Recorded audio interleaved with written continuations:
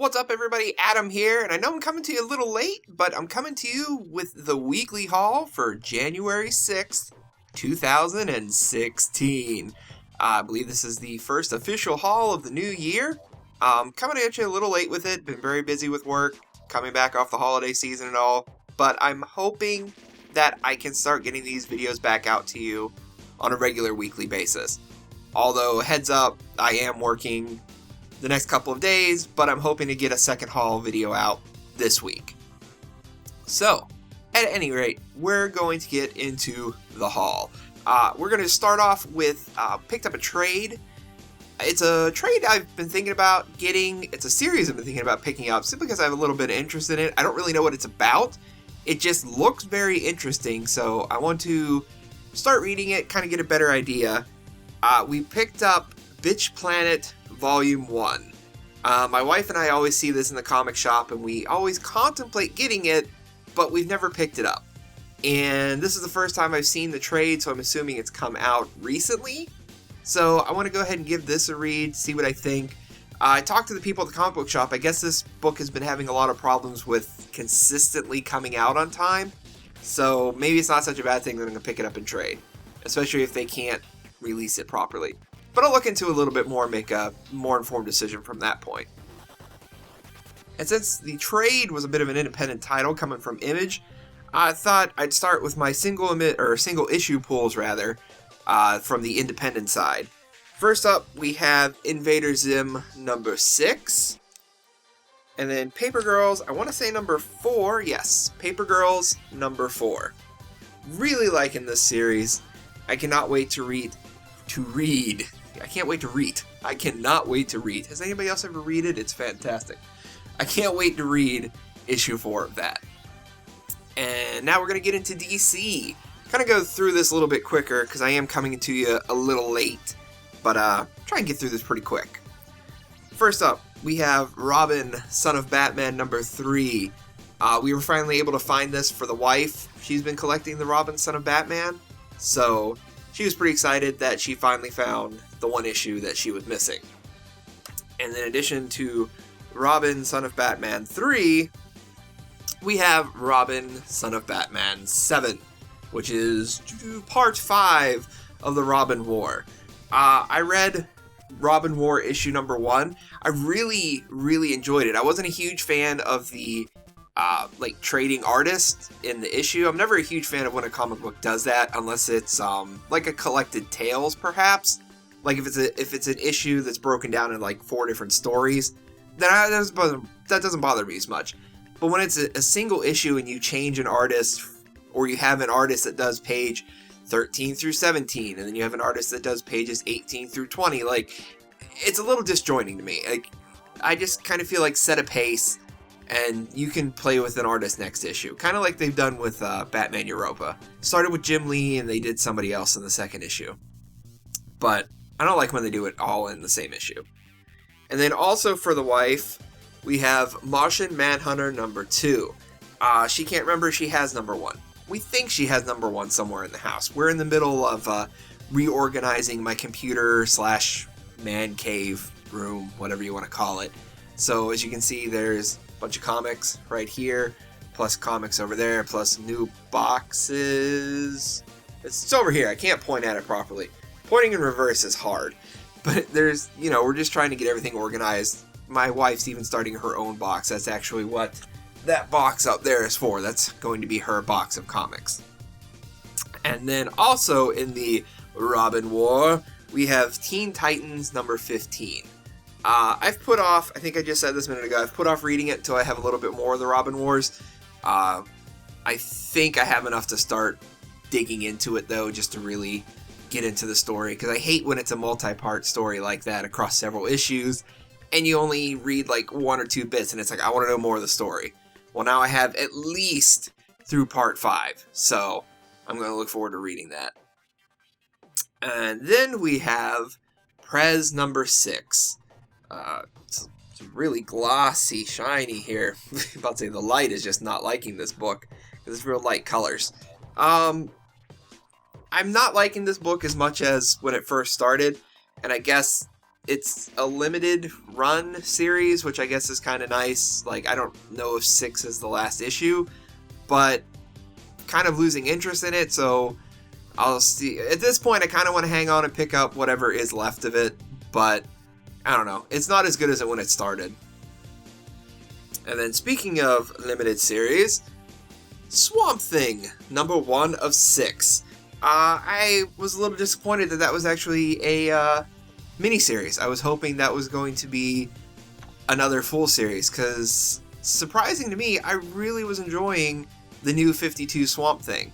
I didn't really like how in the Swamp Thing storyline they had the whole world became dead, but of course it had no influence over the rest of the DC universe. Of course, I think they basically plot holed out of it, being like go back in time. So I don't really. It was kind of convoluted. I missed some of it because it crossed over with Animal Man. But I really hate when comic books are like, look how the world has been completely affected and everything has changed, and then you read another comic book set in the same universe and nothing's changed. So while it was an interesting story and I did like what was going on in it, that's always bothered me. And then the last DC pickup we have is Batman and Robin Eternal number 14. Which is kind of a cool cover with Batman and Scarecrow hanging out there. Batman and Scarecrow team up? Yeah, because we've never seen Batman team up with a villain before. That's so shocking. Batman Europa. So, yeah, that's pretty much everything I picked up from DC this week. It's not pretty much, it is everything I picked up from DC this week. So now we're going to go ahead and get into the Marvel stack, which is always the bigger stack, it feels like. This was actually kind of a big pull for DC this week. I usually don't have that many. But, yeah, getting into Marvel now. First up, Extraordinary X-Men number 4. Thus far, probably of the X titles that have relaunched, this is my favorite. Yeah, probably this or Wolverine is right near the top. This might be edging out Wolverine just a touch. I've really been enjoying the Extraordinary X-Men. I don't know. There's something about, I still want to know the whole thing about the Terrigen Mists. I don't know, I'm hoping with Secret Wars coming out and ending, maybe that'll make more sense, because I still feel a bit lost. I'm not 100% sure what's going on. Then, and I'm giving it a shot simply because I read the Secret Wars series, we have A-Force number 1. I did enjoy the Avengers Zero preview of the A-Force title, so I'm willing to give the series a shot. I have not read it yet. I have a feeling that I'm probably not going to like it based on how the Secret Wars title kind of ran. I didn't really like it until the last issue. I feel like it was just kind of bland, and then the last issue was where all the action and excitement actually was. So I was a little disappointed, but I'm going to be willing to give the new series a chance. Then we have The Vision number 3. I have not read any of this yet. I keep buying it because, as I've said each time, the guy who writes it is the same guy that writes Grayson. My wife really likes it. I've been picking it up for her because I figure if she likes that book, she might like the writing in this one. Vision has always been a character I really like. I don't know, I just have not picked up issue 1 and started reading yet. Then we have, and I don't know how much of this is going to keep running because these Star Wars books pop up and then go away. They pop in and then they end. But I picked up Star Wars, Obi-Wan, and Anakin number 1. So I'm curious to see exactly where that takes place. I kind of like going into comics blind. I didn't really look it up. So I'm curious to see if this is like pre-Clone War or if this is him training them, shortly after Qui-Gon passed. Because if you look at the cover, Obi-Wan does have his beard going on, and Anakin looks pretty young. He kind of looks pre-Clone Wars age in this, but that's the cover. Who knows on the inside? Then we have a book I'm kind of excited about just to see what they're going to do with it. Let me find Spider-Man, Deadpool number 1. These two guys quipping back and forth and the insane action scenes they could get into, this could be a very fun book. So I'm curious to see exactly what goes on in this. Because in Uncanny Avengers, Spider-Man immediately leaves the team when Deadpool joins. So I'm curious to see what they're going to do in this book, where this book takes place, and what happens in it. So, high hopes for that one. Then we have another one that I have not had a chance to read number 1 of yet, but Guardians of Infinity number 2. This is, again, more of a book I got from my wife because she's a bigger Guardians of the Galaxy fan. So she was, of course, interested to see exactly what this Guardians title is. Then I have a couple of books. I'm going to go with The Amazing Spider-Man. These are actually ones I missed a couple of weeks ago. Amazing Spider-Man number 5, because I accidentally wrote down the wrong number, so my wife didn't pick it up for me. So that's okay, it wasn't her fault. I wrote down the wrong thing. And then I also picked up Amazing Spider-Man number 6. I'm really liking the Amazing Spider-Man series. It still feels kind of different with, Peter Parker running his own business and stuff. It's not as, I don't know. I guess I'm used to high school Peter Parker with all that stuff. More the ultimate storyline stuff, even though I've been more a fan of the regular universe. But, I don't know. I've really been enjoying it. Then we have Doctor Strange number 4. Another series that I'm really surprisingly enjoying quite a bit. Doctor Strange is a character, I've always kind of liked him, but he's never really been, top tier character for me. So, it's been pretty fun reading a new book that, for a character I don't really know a lot about, and I'm able to really enjoy it. Because a lot of times I go into a book like Wolverine or a character I really like, and then if that book doesn't meet the expectation up here, I usually start disliking it. Kind of why I'm not picking up Deadpool anymore. It's not doing anything for me. But that was all the regular pickups, which brings us to my pick of the week. It is the newest X title released, The Uncanny X-Men number 1. Not had an opportunity to read this yet. However, with, what do we got? Looks like we got Sabretooth, Psylocke, Magneto, Archangel, and to be honest, I'm not sure who the other character is. That is a team I am very interested in seeing, especially with, it looks like probably Magneto is leading the team. At least that's what I imagine. So I'm curious to see what's going on there, because the last time I saw Magneto, I read the first trade of the Magneto series. He basically was just going around killing people. So I'm curious to see how he's reformed, more or less, into an X-Men team.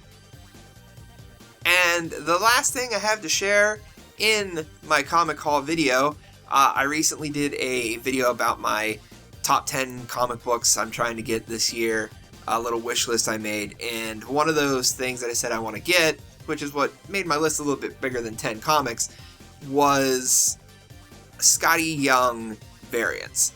And my comic shop was actually running a deal where Marvel back issues were 20% off, which I didn't know. But I was like, okay, that's cool.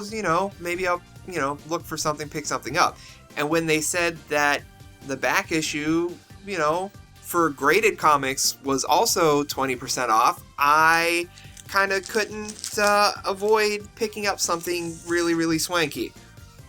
I have now added to my collection Deadpool's Secret Wars number 1, the Skottie Young variant cover, also signed by Skottie Young, a 9.8. It's very shiny and trying to get as best I can on there. I absolutely love this cover. I did not read this series, but anytime I can get a Skottie Young cover signed by Skottie Young to add to my collection, I will be a happy, happy man. This book was originally, I want to say $90, and I was like, oh, that's a little bit too much, but then when they said it was 20% off, it ended up being $63, because I also have the subscription at the comic book shop, so you'll get an additional 15% off. So, yeah, this book was almost 30% off from what he was asking for. So, really, really happy with that pickup. And it was kind of like the conversation I had at the comic shop. When you get that graded bug, you start buying those graded books, you want to get a new one, and you want to get a new one. And that's my newest one. I think I have 3 graded books now, the Infinity Gauntlet, and then 2 Scotty Young signed books. So pretty happy with those graded books thus far. But yeah, that is everything I picked up this week. I tried to make the video a little shorter, ended up still going a little long, so I apologize about that. But I would love to hear about what you guys are reading, or what books you're looking forward to picking up this year, or what books you just want to add to your collection. As always, put them down there in the comments. So, until next video, this is Adam, signing off.